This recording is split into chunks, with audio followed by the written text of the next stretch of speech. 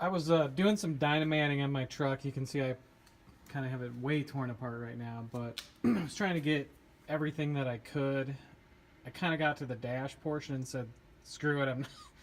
I was going to take the dash out and try to get up onto the firewall, but there's 1.5 million things and I just don't need to do it right now, and I don't think I have the dynamite on hand, so I'm going to call it here, but I'm going to try and finish up this part up here and get the entire tunnel dynamited. Hopefully that'll kind of quiet things down. In my truck, I had noticed it was a little bit noisier than the other 4runners that I had owned. So this is the top of the transfer case, and I'll show you what I found. There's just a paper towel in there, so I don't, because I got to replace some gaskets. I'm going to show you. It's the point of this video. There's 4 bolts on top of where the J shifter for the 2000. So, right, you have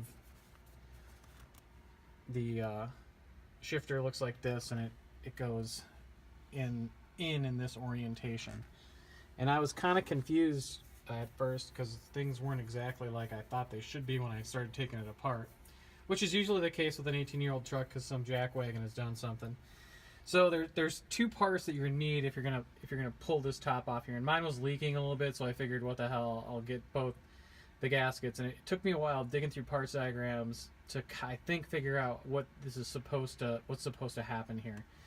So there's 2 parts that you're gonna need, and one is just a paper gasket, and that's the part number for that just paper, the paper gasket, which actually should seat up. You can see my old one is really bad. I'll clean this off and make sure I get this all cleaned up so I get a good mating surface. I need to replace that.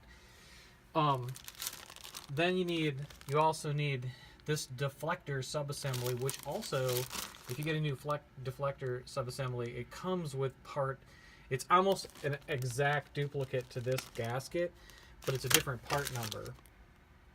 And I was a little bit confused because when I was taking it apart, I was like, well, wait, there's the paper gasket, even though mine was totally falling apart. So just to be clear, I went through the parts diagrams, and I think the order which confused me was this deflector, and my old deflector is still sitting on here. So the transfer case, the deflector, right? Then this paper gasket goes on top of it, and then your shift goes on top of that. And the reason I ended up taking this all apart is when I noticed I got in here, there's a rubber boot you can see on the throw for the transfer case, and that rubber boot should be continuous. And here's the bottom of the shift assembly. So someone needed to get in here, and instead of actually there's 8 bolts, and those 8 bolts go around like that, right? And this is one continuous rubber, well, it's not one continuous. There's one rubber seal and kind of like this accordion deal on the shifter here. And there's another rubber seal around where the linkage goes down and hooks up to the shift linkage down here. So instead of actually taking those 8 bolts out and removing, and I guess it'd be kind of a pain, right? And there's a Phillips screw in the head here, and there's a wire in there that you have to disconnect as well. Instead of going through that, so what they decided to do was to take a utility knife and just cut all the way around that rubber boot. So when I got the carpet off and was doing the dynamiting, it was kind of wet up in here. It wasn't rusty yet. There was a little bit of rust starting to form on the back side of this thing, but it's not bad. It's just superficial. So don't do that, man. Anyways, what I wanted to get down was the correct orientation, so if I had to do it again, I would remember it, that the deflector plate goes down first, and then on top of the deflector plate goes the paper-only gasket, and then the shift assembly, and don't forget the little... And when I get the parts, still waiting for the rubber accordion deal, the rubber seals. I'm going to replace both rubber seals, I figured, and I'll replace this rubber seal as well. And I'll shoot the rest of the video and show how that goes together. So I finally got all the parts I need in this little blue shift seat that goes inside here, inside the top. of the, I think it's called a transfer case breather cap or something like that. I also did have an existing little rubber washer, rubber washer, excuse me, which is still in good shape. So I'm gonna leave mine in there, and I think the Marlin crawler part blue seat seems to fit just perfect. There's a spring on the bottom, and I'm hoping I get the orientation correct, and I think I might be missing one part, but I'm not entirely sure. It didn't exist when I took my transfer case apart, but I can never know because my truck is 18 years old now, and it's been owned by a number of people, and who knows what happened to it. And I think I got the correct sequence of events here, so I'm gonna see if I can assemble this. It's gonna be kind of a pain. I've never done it before, so I don't know the trick. I'm sure there's a little trick to it. The Marlin crawler seat, you can see it on their website too. It's a little bit tight, but if you put it in like that, it actually fits really nicely down in here. This was a huge pain. That Marlin crawler part is MCTM523 heavy duty shift seat. You can't, as far as I know, I went around and around with Toyota, a couple different part guys that have been really good with me, but I think this shift seat bushing comes with this if you buy it, and this thing's like $178 or something. I wasn't going to do that versus the $12 from Marlin crawler. The spring orientation with the breather goes like this. I suppose you could put it the other way, but that's how it was when I took it apart, and the parts diagram seems to indicate that's correct. So, mud flap lady push stick, move. I have the entire shift assembly out because I had to replace this boot. And down in the transfer case, this is the orientation. So, right, it sits like this. I believe, if I remember correctly, this shift guy, or there's two slots on the bottom of this guy, and I believe the correct orientation of this is like that. Now the question is do I need tools to get, there's a snap ring that holds this guy down. Oops, I think, yep. When the shifter goes through, it's supposed to make contact on the spring in this orientation. So, don't know if I want to try to do this on camera or off camera, because I think it's going to be a pain.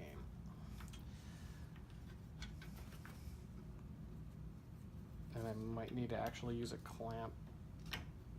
Maybe not.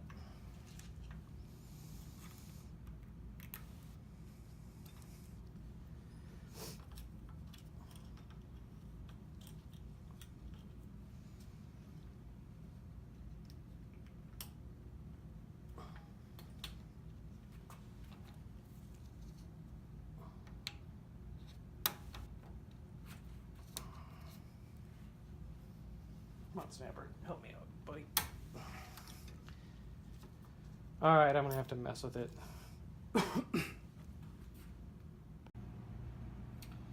So doing it freehand was definitely not gonna work. I tried like 3 or 4 times, and with 2 people, I'm sure you could do it with just your hands. But so I stuck it in. Here's the snap ring right here. You can actually, I put the bottom part in, this is a leg vise from woodworking, but you could certainly use a bench vise, I'm sure, and then a C-clamp, because it kind of wants to move around. You can get, and then it just snaps right in. So that's what worked for me, single-handedly. If you have 2 people, would be much, much easier, but doing it by yourself is kind of a pain. So that part done. Heading out to the truck, and I'll put the rest of it together. All right, back in the truck. So there's the parts diagrams to me were kind of confusing, so I'm just gonna run through the sequence. There's a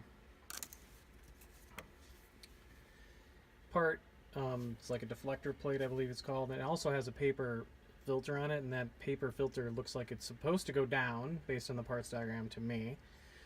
I did put a little bit of transfer case oil on these paper filters, and I don't think you can screw up the orientation.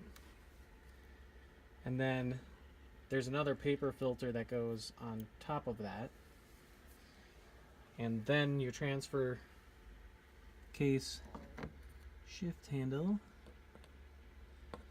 goes back on here. I need to find the place where I had my shifter.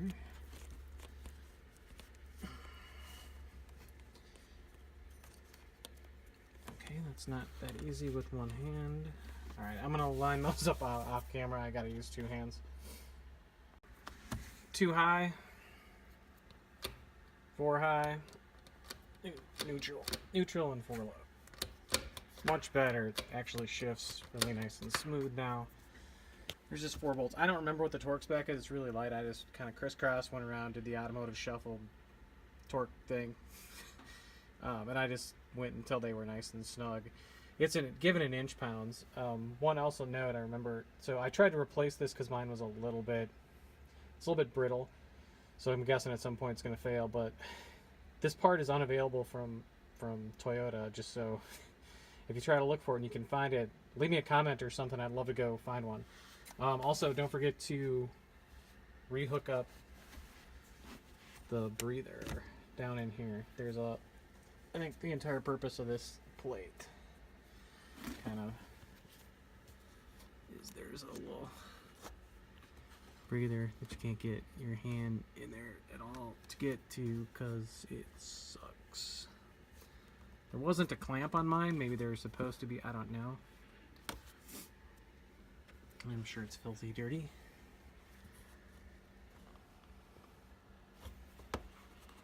So anyways, don't forget to do that. I'll have to make sure that gets seated down. I need to put some blue gloves on before I destroy my phone. Then I'll bring the shift assembly up and we'll get that put on. Alright, back out in the truck with the shifter assembly.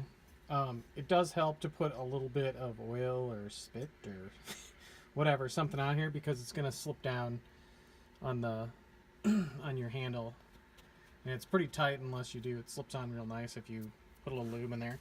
You got to kind of fish. One-handed filming. You got to kind of fish your shifter assembly and the linkage down in there. And you'll see why a little bit of lube is helpful here.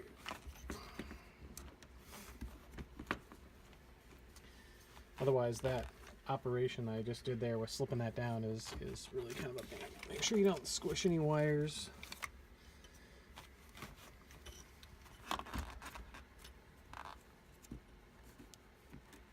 There's 8 holes that need to get lined up.